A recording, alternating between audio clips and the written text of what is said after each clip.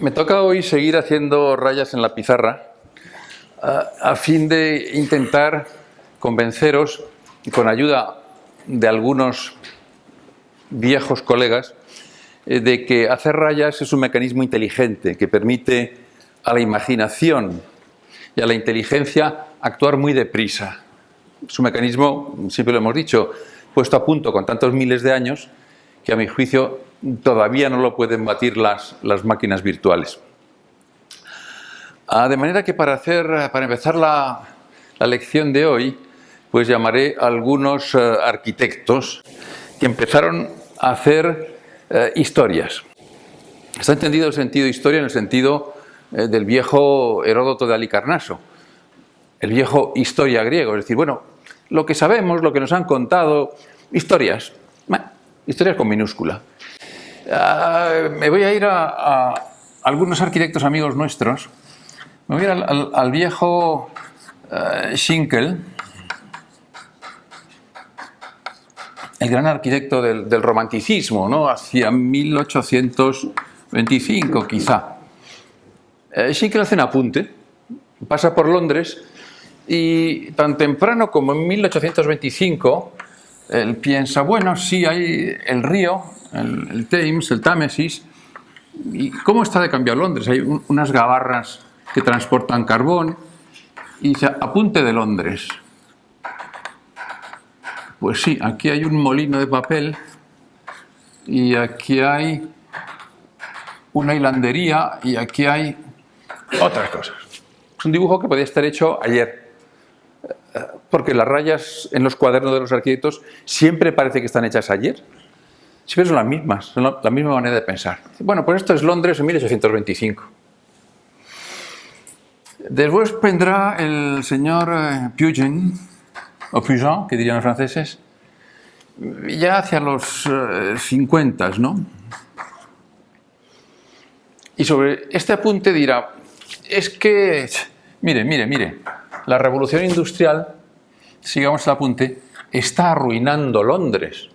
Si es que me han puesto aquí delante una cárcel. ¡Qué espanto! Y además, ¿dónde está la vieja gloria británica del gótico? ¿Dónde está la vieja Londres pura y medieval? Se la ha comido este monstruo. Naturalmente, hacia 1870, Pugin, aunque murió joven, se tomó la venganza, ¿verdad? Y dibujó las casas del Parlamento. Eso sucedía aguas abajo del Támesis, esto sucedía aguas arriba del Támesis. Y Pugin se imaginó un edificio más gótico que ningún edificio gótico. Ya lo conocéis, ¿verdad? Es un viejo amigo de todos, el viejo Big Ben. Los arquitectos pensando la ciudad y haciendo apuntes en sus cuadernos.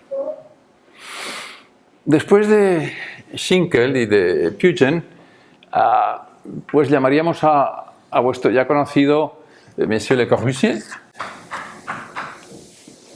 que también dijo, sí, es que esa ciudad moderna, es que esto es un desastre, esto no funciona, esa es la ville pêle-mêle, eso no va, y tenemos que hacer, y hace sus apuntes, grandes edificios, enormes edificios en el paisaje.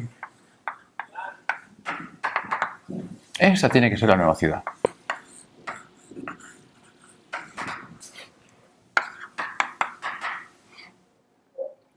Estamos aproximadamente en 1930 y muchos. 100 años después de que Schinkel mirase el Londres industrial.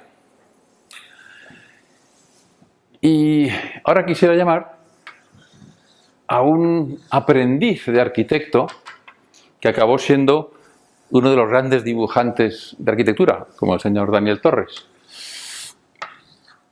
que nos ha enseñado otra manera de ver las cosas y que publicó, como sabéis todos, sus apuntes en el New Yorker. Y igual que Le Corbusier decía, tenéis que ver la ciudad así, arquitectos,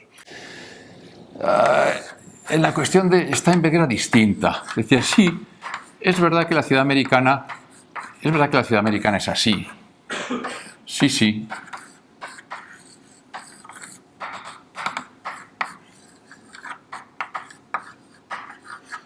Esta es 10th Avenue, New York. Sí, y aquí está... Perdona, sí, esta sería más bien la 9ª Avenida. Esta sería 10th Avenue. Sí, esta es la ciudad americana, ciertamente. Esta es la ciudad americana. Y las calles de Manhattan conducen, decía él, conducen al río Hudson. Este es el río Hudson. ¿Qué va por aquí?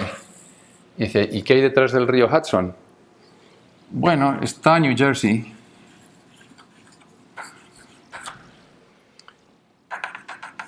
¿Y detrás de New Jersey qué hay?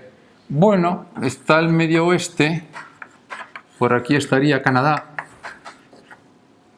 Aquí estaría el oeste. Y Rocky Mountains. ¿Y qué hay detrás de las montañas rocosas? Pues si tiramos, casi que llegamos a California. O sea que por aquí estará Los Ángeles. Ah, y más allá, ¿qué hay? Pues si miramos bien la ciudad, casi en el horizonte, veríamos el Pacífico. Ah, y Japón. Bueno, sí, también está efectivamente Siberia y China. De manera que este dibujo del Steinberg, ¿verdad? El fantástico dibujante del final ya de los 50 y los 70 nos enseñó, pueden ustedes mirar la ciudad de una manera completamente diferente. Todos los arquitectos hemos aprendido de esto. Tenemos que hacer un paso. De manera que quería convenceros de que los apuntes de los arquitectos pueden tener miradas extraordinariamente inteligentes, sociales, estilísticas, sobre la cultura del momento, y son pequeños apuntes en hojas de cuadernos, ¿no? De manera que lo que se trata naturalmente es de estimularos a hacer lo propio, pero hoy teníamos que hablar un poco de historias y de historietas. De manera que a continuación quería traer a gente a dibujar, a aprendices de arquitectos, y arquitectos que se han ocupado de eso que se llama la cuarta pared.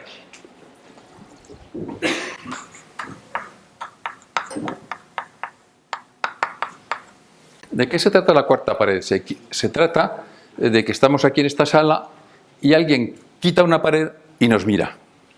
Por lo tanto, son dibujos cerrados. Son dibujos de interiores que se ven quitando una pared que si no, no podrías ver. Naturalmente, el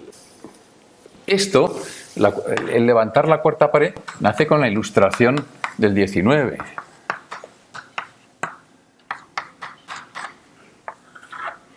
Y produce dibujos en los cuales empieza, o al menos en general reconocemos que empieza la tira cómica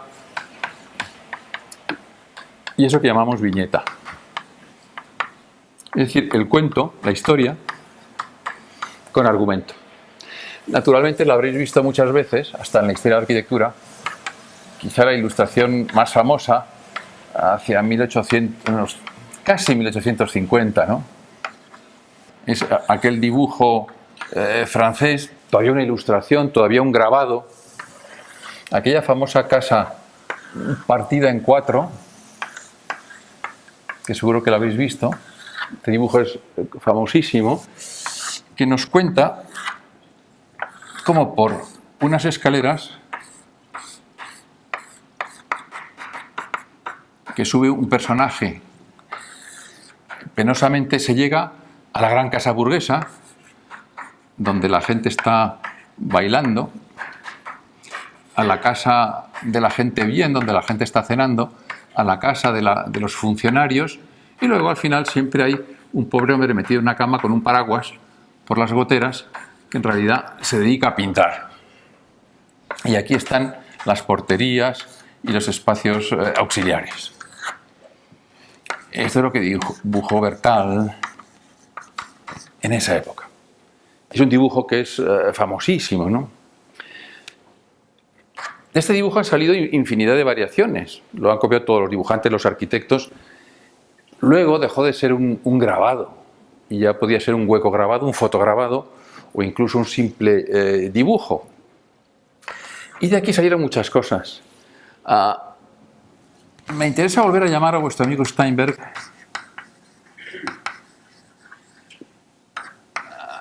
casi en 1950.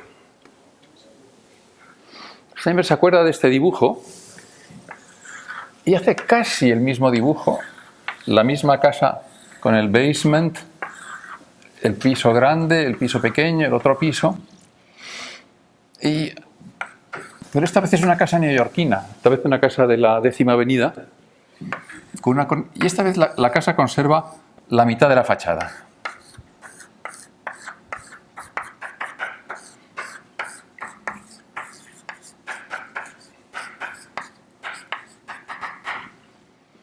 Pero la casa es la misma casa partida en 4.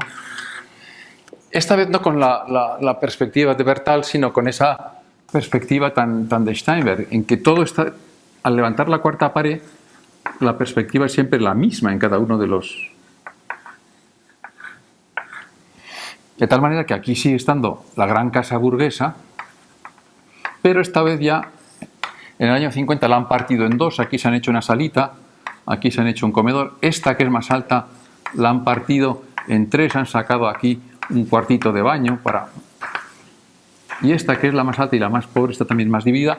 Esta está toda dividida en gateras y currunchos. Y por aquí encima, efectivamente, sigue apareciendo la ciudad americana, con el depósito de agua. Y curiosamente en el dibujo de Steinberg aparece otra vez este curioso bloque corbusiérano.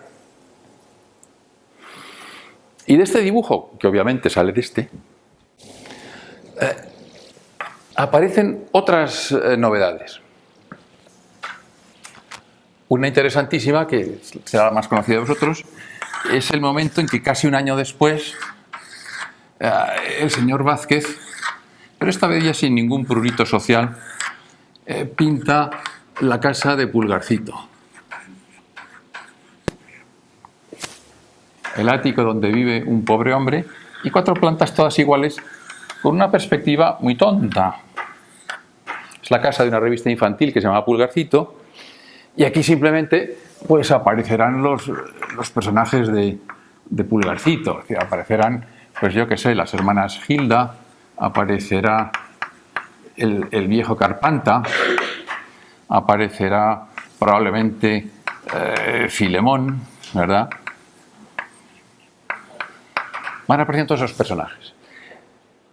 Esto después Francisco Ibáñez le dio la vuelta y lo llamó 13 Rue del Percebe. Hizo toda una serie larguísima de 13 Rue del Percebe. Y lo que es interesante es que esto es una crónica social. Esta es la ciudad americana 100 años después, con sus habitantes que han modificado la casa. Y esta es un esquema de un dibujante que estudió para aparejador, pero que se quedó en dibujante toda su vida porque tenía una vida muy complicada, que es divertida de leer, y en la casa aparecen los propios personajes de la propia revista. O sea, la casa es una casa de muñecas en las que hablan los personajes de la propia revista. Esto tuvo otras derivadas interesantes. Es decir, de este dibujo, decía el señor Perec, ¿no? Georges Perec, decía, sí, me basé en el dibujo de Steinberg para hacer mi famosa casa de los 100 compartimentos. Hice una casa con 10 por 10, hice una casa con 100 pisos y mi gran novela, que se llama La vida, modo de empleo,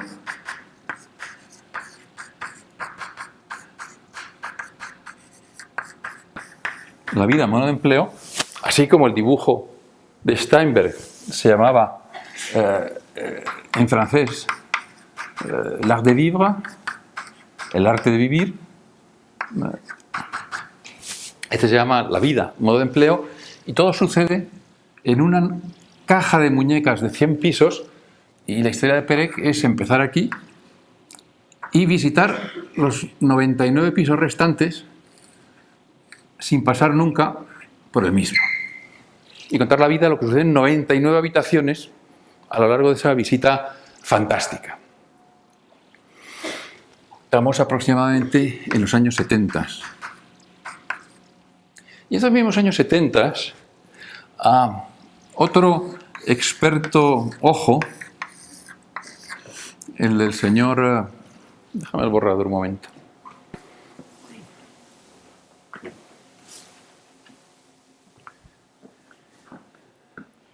Sí, lo haré aquí mejor.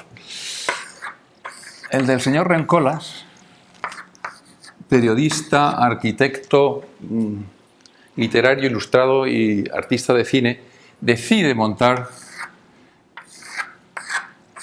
sus casillas para lo que él llamó el proyecto Exodus, una casa en la que viven exilados voluntarios, y tomó esta misma propiedad de hacer la caja de muñecas, y en ella colocó, son 3×5, 15 imágenes pornográficas.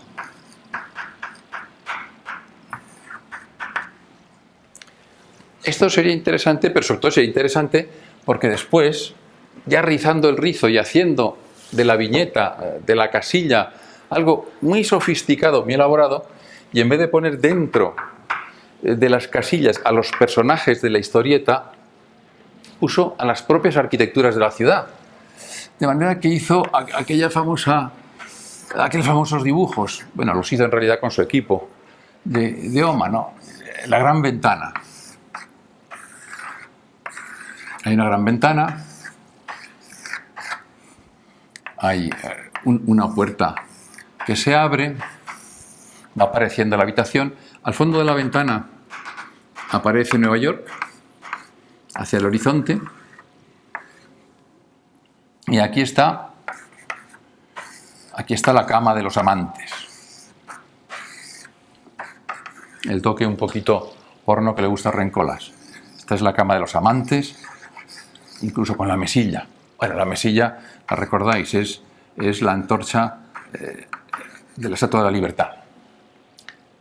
Aquí aparece Nueva York, en el horizonte, y también a los pies de la cama aparece Nueva York, con su retícula, con Central Park y con Broadway. ¿Quiénes están en la cama? Ya lo recordáis. De repente, lo fantástico del dibujo de Rem es que aparece en la cama los amantes. Y los amantes son, ¿verdad?, el Empire State Building, blandito, y su amante, el edificio Chrysler.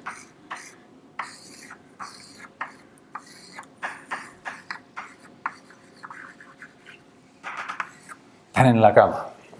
La prueba del pecado está aquí. Pero por la puerta aparece el triángulo, ¿verdad? Aparece el Rockefeller Center. No sabemos quién ha traicionado a quién, ¿verdad?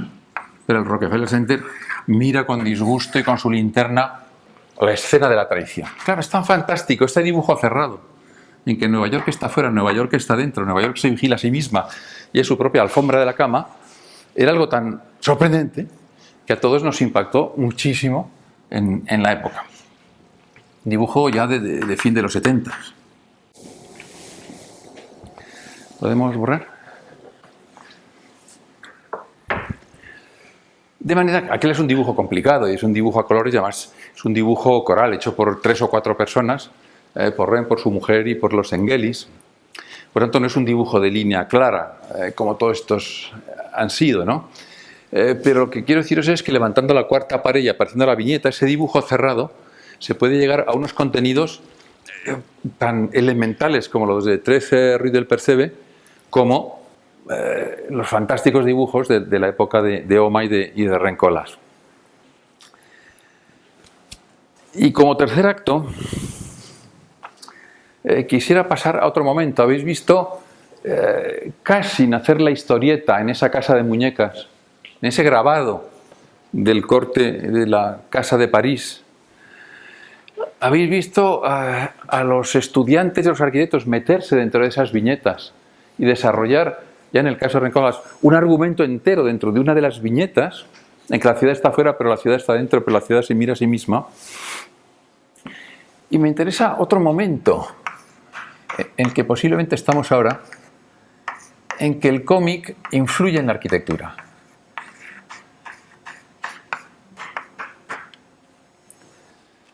De repente, los arquitectos han empezado a tomar de los cómics la legitimación para sus proyectos. Hasta ahora era al contrario.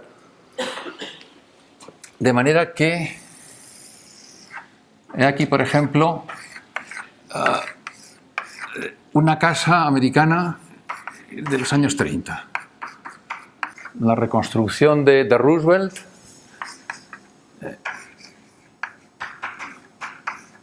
Y el barrio Levitt. La casa de madera,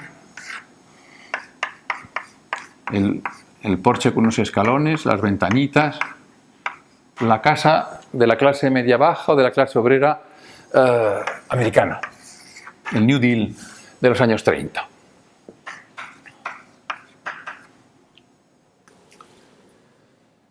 Naturalmente, ¿por qué conocemos nosotros tanto? ¿Por qué queremos tanto esta casa del New Deal? Mi generación, yo creo que la quiere muchísimo porque esa casa entró en el cómic enseguida y sobre todo en el cómic cinematográfico, en lo que llamaríamos el cartoon.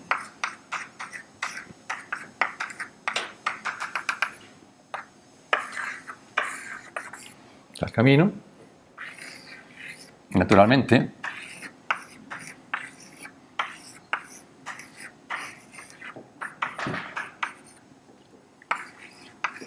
nótese el 13.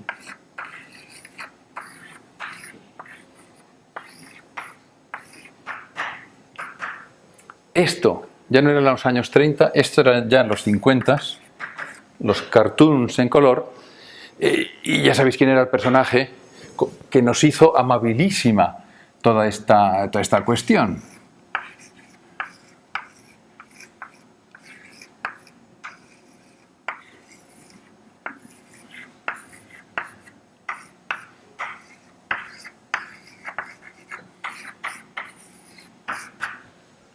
De manera que esto, que era un icono de la felicidad para los niños de los años 50 y 60, es decir, para uno de nosotros, se convirtió en algo delicioso.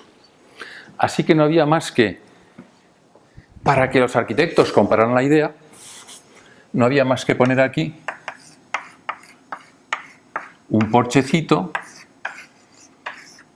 un garaje para guardar el automóvil, y el viejo 1313 de Donald Duck pues se convertiría con toda facilidad, ¿verdad?, en un Seat 1500 de la misma época.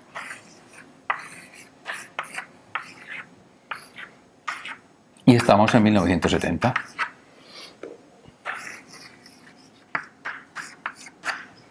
De manera que el cómic, como imagen de la felicidad, una generación después, enseña que esto es la manera de vivir residencial de la clase media alta en las afueras de Madrid.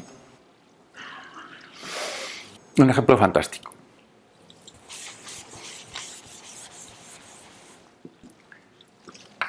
Pero llegados a los años 60, la cosa fue mucho más allá. De manera que cuando una serie de arquitectos británicos revolucionarios decidieron ver las cosas de otra manera, decidieron hacer una nueva arquitectura. La nueva arquitectura, sí, tenía algo que ver con cosas que habéis visto del New Babylon, y estaba pensando en el pop y estaba pensando en la ciencia ficción. Y para eso utilizaba todos los recursos de los cómics de los 40 y de los 50. Esto se llamaba Plug-in City.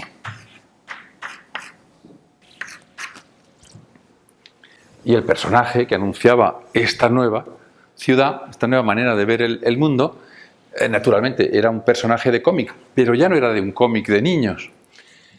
Era lo que se llamaría de un cómic de adultos.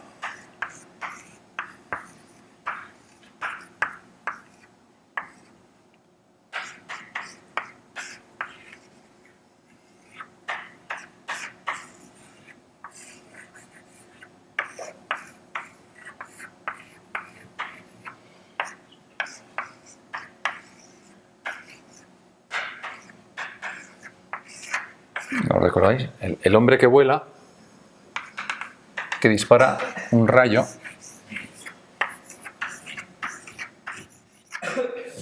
de manera que la nueva arquitectura de los años 60 tenía como emblema un superhéroe volante que anunciaba la nueva forma de entender la ciudad, el plug-in. Naturalmente, los años 90 complicaron mucho esta posmodernidad naif de los años 60 y 70 y entraron en un mundo en que el cómic nunca había estado, que es el mundo de los dibujos complicadísimos, estudiadísimos, con todas las técnicas de dibujo posibles, sobre todo a cargo de los dibujantes belgas, que dibujaron todas las arquitecturas del pasado, del futuro, el Plug-in City y todas las ciudades europeas, hicieron que el cómic de arquitectura fuera la legitimación, el cuento, la historia fantástica para nuevos proyectos. Ejemplo. Cojamos el cuento dibujado por Schuyten en los 90s, que trata de Futurópolis. Esto ya no es Plug-in City, ya no es Metrópolis, es una ciudad del futuro. Pero la ciudad del futuro, es aquí que está construida con elementos a veces del pasado. Es decir, aquí tenemos una réplica de lo que sería el Transportation Building, el edificio del transporte de Sullivan, pero que de repente ya no es el edificio del transporte de Sullivan, ahora se llama Star Trips. Te llevan a las estrellas. El personaje es cosa complicada, es la niña inclinada, l'enfant penché o the leaning girl, y que es una chica adolescente que lo que le sucede es que siempre está a 45 grados. Esta es la protagonista del relato, y cuando ella se dirige al edificio de Sullivan, que ahora es un hub de transportation, es la nueva forma de transportarse en esa Futurópolis, se encuentra que a la entrada de Futurópolis hay un monstruo.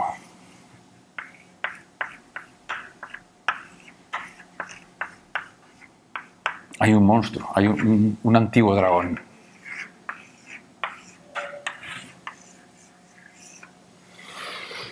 De manera que el futuro de Schuyten y de la chica a 45 grados es el viaje a las estrellas, que es el Sullivan de 1870, y un dragón que guarda la entrada. Un cómic terriblemente intelectual y terriblemente bien dibujado. Naturalmente, hemos llegado a una época en que cosas como esta te permiten entender, si no sirven de pretexto, a los proyectos actuales. Me voy a permitir un ejemplo. Todavía voy a empezar por la vieja Metrópolis.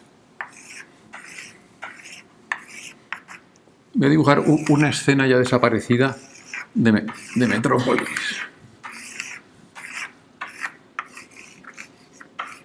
¿La recordáis?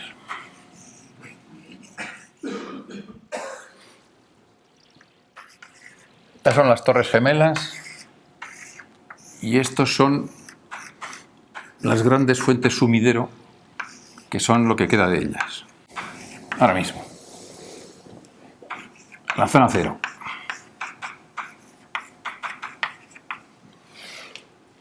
La Metrópolis ha desaparecido. Pero es verdad que queda todavía la Torre Millennium ahí detrás. Sí, queda la Torre Millennium ahí detrás. Y es verdad que están construyendo aquí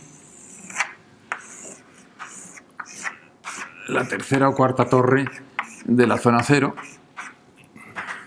Y es verdad que aquí también aparecerá un edificio. ¿Y aquí qué tiene que aparecer? Tiene que aparecer un Transportation Hub para la línea del metro de Nueva York. ¿Y sabéis lo que ha salido aquí?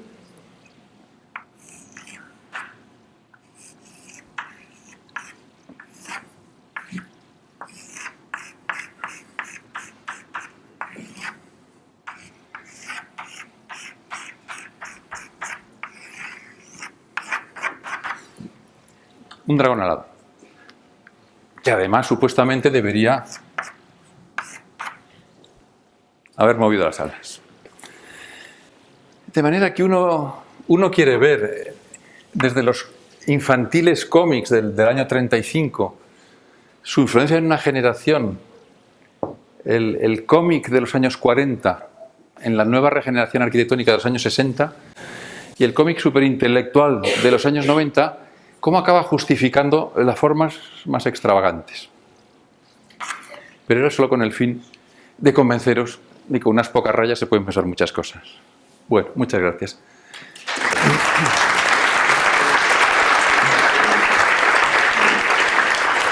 Gracias.